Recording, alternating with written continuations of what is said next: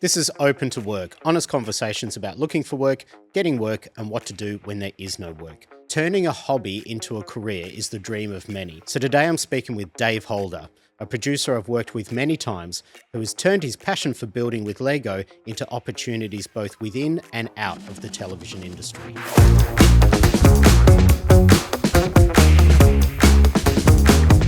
Thanks so much for joining us today, Dave. So just to give people a bit of background, you and I worked together on the first 6 seasons of Lego Masters. You helped me test all the challenges. You helped me keep the brick pit up to date and up to stock. And you were really our in-house Lego expert. So I want to find out, when did Lego first enter your life? Well, hello Ben. Thanks for having me on your little show here. Lego entered my life quite late, I guess, in adulthood. About 29 is when Lego really kind of infiltrated my life, and that was when I almost by fluke, I guess, managed to get a job working for Legoland. It was not something that I went in knowing how to build Lego. It was more of, I saw it as a really unique opportunity that had presented itself, and took as many steps as I could to prepare myself uh, for that role, and see where it would take me. And funnily enough, my first real experience into Lego was working for them professionally. All right, so to just give people a little bit of background, to get that job at Legoland Chadston, you actually entered a competition with a whole bunch of other Lego builders. Do you think that they were looking at you not just as somebody who was really good at building with Lego, but as a bit of a face of the organization, because you did a lot of press and PR for them around that time? Yeah, that's exactly right. So it wasn't just people who were passionate about Lego, or had the skills, but they needed someone as like a brand ambassador role. While I had probably not the highest technical skill level, but the biggest willingness to learn and develop within that role. Yeah, right. That's really interesting because it's a sort of a multifaceted role at the time. And I guess that leads into producing as well. So the way that you and I connected was I was on Lego Masters, and I got a Mm, call out of the blue from you saying, "Hey, Ben, I'm this guy. I either yeah, want to yeah, be on the show or working behind the scenes." And I was like, you know what? I yeah. really need somebody behind the scenes. So why don't you come in for 2 weeks? 2 weeks turned into 4 weeks, into 2 months, into us working together for 6 years on Lego 6 years. Masters. Yeah. So Yes. I guess what was your thinking around that time, that, hey, there is this show that celebrates a hobby that I'm quite confident in. Why did you reach out to me in the first place? And where did you get that confidence from? But I'd been working at Legoland for 3 years. At the time when I'd reached out, I'd seen the first season. So for me, I just saw that as a really awesome opportunity to again, um, learn new skills and develop. And even though I had some understanding of the Lego component, I was like, I don't know anything about TV at this stage. And by combining those together, but when I'm learning, I feel like I'm far more motivated at work, because it's not just going and be like, oh, I'm doing the same thing again and again. It's like each day is a learning experience. You become a better person because you're taking on new skills. You get to network. You get to develop. And what about that confidence aspect? Because I think a lot of people wouldn't have done that, whereas you did. You just called me out of the blue and said, hey, I either want to be on the show or behind the scenes. Which one is it?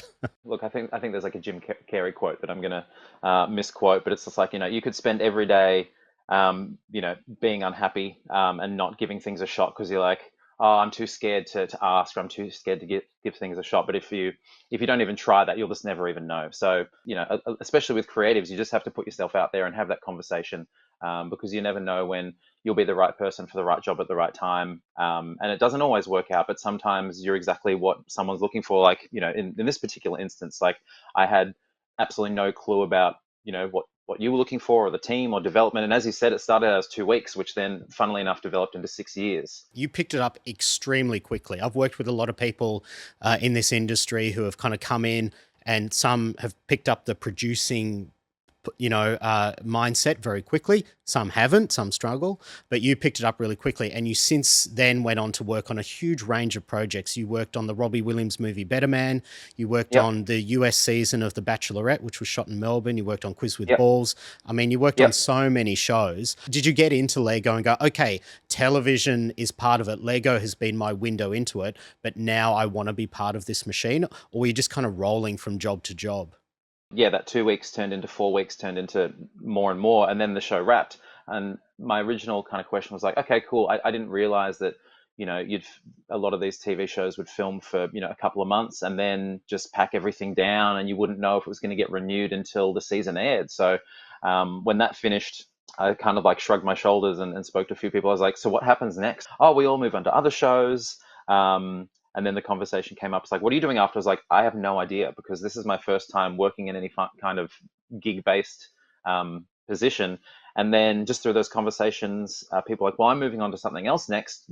You know, I've worked with you now for the past couple of months. Do you want to come and be part of the team? I was like, sure. Like I didn't know what to expect. I didn't know where that would lead. Immediately after Lego Masters, I did a season of Australian Ninja Warrior, and just kind of thrown into the deep end, working with a production team. And essentially on my first day, I was like, I don't know what I'm doing. Like I know literally nothing. Like because the position in Lego was very creative based, and then immediately flipped to a more admin based role. And it's like time to learn everything, like now, like sink or swim. And then it kind of just continued to develop from there. And I felt because I was always learning something, I didn't feel like any position was necessarily beneath me, and I was always keen to kind of take on any role to see what I could learn within that position, I guess. Mm. You worked on a huge range of projects, and we worked together many times. And then you actually decided to, I don't know, you can phrase it how you want to, Dave, but I guess you decided to sort of exit the industry. And you Hmm. once again used Lego to get you into something new, which is event management. And you Yeah. almost did it the same. You just made a random call to somebody and they were like, yeah, let's get in. Like, tell us that story. A friend of mine who I'd known through the music industry for years, um, she'd also gone through a similar thing where she's like, hey, the music industry is just not paying the bills anymore and it's so cutthroat. I'm going to move to events. It's more stable and I can get longer work than running gigs. And she just sent me a message and said, hey, I'm setting up this new Lego art event. If you want a free ticket, come down. I was like, hey, that's really funny. When I saw they were coming to Melbourne, I actually sent the production team an email saying that I was available to work if you needed someone with this type of experience. And she's like, oh, I never saw that email, but I am actually looking for someone exactly with your experience to take on that role. Are you still keen? And I was like, 100%. It worked out really well in the end. Now I've been with that company for over a year. All right. So I want to transition now a little bit, mate. Turning your hobby into a career. What are some of the biggest misconceptions about it? I think a lot of people think like, oh my God, it'd be so much fun doing something I love doing all the time. Yeah. You are in and around Lego a lot because even though your role has changed, you're still very much involved in the Lego world. You make a lot of Yep. models, you exhibit around the world, Yep. you travel to different countries through the Lego community. Yeah, what are some of the common misconceptions about turning your hobby into a job? It's something that people would have heard a lot, and they say, do what you like. What is it? If you work doing what you love, you'll never work a day in your life. But it's honestly the opposite. Like if you love what you're doing, you're going to be working and living it every single second, because especially for these creative jobs and these jobs that evolve from hobbies into careers, it's all encompassing, and you need to, in order to be really like the best and the top and relevant, you need to really take in everything. There's no way to, I guess, do it by halves. If you're in a creative industry and a creative career, you need to be giving like 150% all the time to stay relevant, to be at your best, to keep up with every single other person out there that wishes that their hobby was also the career.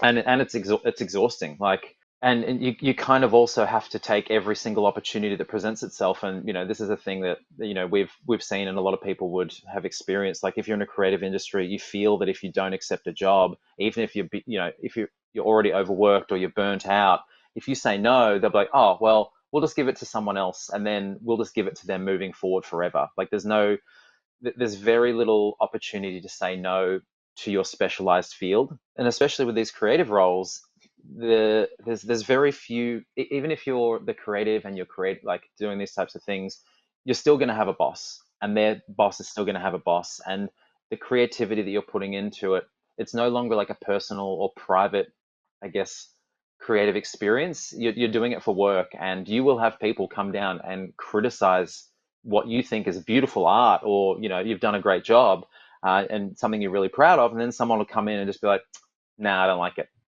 And then not you specifically, I think you and I worked really well as a team and kind of set very clear expectations, and we're able to develop ideas together. But there'll always be that person that kind of sits in the cloud, as I kind of call it, who will come in, the executives and things, and then kind of look over something and be like, yeah, no, I don't like it. And then like, well, what don't you like? They're like, and they often can't even tell you what they don't like. They just want you to change it. So how do you stay fresh, mate? I know that every time we finished a season of Lego Masters, you and I would joke like, I don't want to look at another piece of Lego for 6 months. Yeah, So that's actually, how do you yeah. manage that? Do you just kind of step away from Lego every so often and then step back into it? Or is it like, no, this is part of my identity and my career.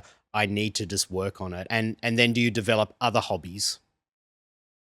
That is a very good question, and for me, I needed to pretty much completely disconnect myself from it. Otherwise, I would just feel such extreme burnout. And then once I've given myself some time to decompress, it would then be to start enjoying it again from a hobby point of view before I start investing in it into work. And I know some people will not necessarily agree with that, and they say no, you have to be 100, and 20% all the time. But you there's few people that I know that have done that and not burnt out catastrophically, and have tried, and like I've done it myself. Like I've gotten to a point while I was doing Lego Masters, doing all this other stuff with international Lego communities and my own projects, and it gets to a point where you're like, if you think about it over how much time you invested in the year, I was often getting home from Lego Masters and then having to work on my own Lego projects because I had particular deadlines that I had agreed to, because I felt if I said no to them, I wouldn't get that opportunity,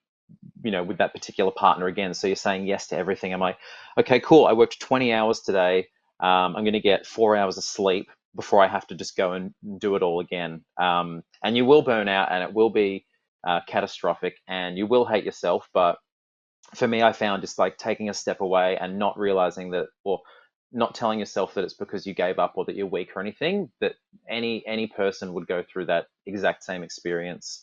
So, mate, I think a lot of people watching this are looking for new opportunities, and they might be from the media or any other industry, and they might be thinking, you know what, I really love cooking, I love fixing Yeah. up my car, I love spending time with my dogs, whatever it might be, and I want to start creating content around that. I want to start turning my hobby into a profession. What advice would you have for them? I guess advice would be, have a bit of a plan and set some goals, even if it's a daily thing. Like without that, it can be incredibly difficult to stay on track. So it's about if you do really want to go down that path, you kind of have to keep yourself accountable, and set a goal of what's reasonable for you to do. Like, if you someone who was doing media and like, you know what, I want to continue to be involved in this, and like I want to start creating some content, you don't want to say, well, by the end of the year, I want 100,000 Instagram followers, because you have no real control over that. The thing that, I would kind of recommend to people is you'd say, look, I want to use this as a development tool for myself. I want to record a video once a week of me trying to cook a new meal that I've never done before, and I want to kind of document that experience, because then I'm learning from it, and if people start to learn, like, enjoy what I'm doing, then it works out for both of us. And then you get, as bad as this to say, like, that social validation that what you're doing is kind of interesting, but you need to kind of, I think, at the heart of it, doing it for yourself is probably the best way to start. All right, Dave, that's great advice. I know you've got a huge amount of Lego projects coming up. You're releasing models, you're traveling the world, exhibitions are on your plate a lot. If anybody wants to find you, where can they find you? The main place to kind of look at the work that I do and get in contact is Instagram. I just represent myself under my name, which is Dave Holder, so Dave_Holder. Amazing. Well, thanks so much for your time today, Dave. No worries. Yeah, thanks for having me. Thanks to my guest today, Dave Holder. Thanks to Lowkii Productions for helping me put all of this together. And thanks to you for watching. See you next time.